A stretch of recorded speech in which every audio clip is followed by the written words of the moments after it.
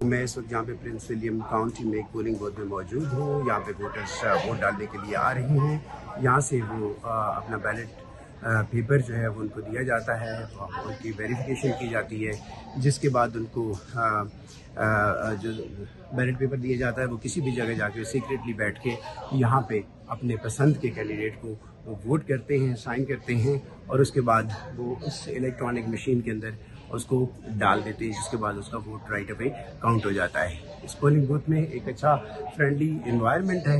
बहुत जल्दी से hardly it take 2 minute vote डालने में। यहाँ पे स्नैक्स भी रखे गए हैं ऑफकोर्स स्टाफ के लिए भी, लेकिन मुझे नहीं लगता कि वो आने जाने वाले को भी इससे रोके। सो ये प्रिंस विलियम काउंटी के अंदर एक इन्वायरमेंट है।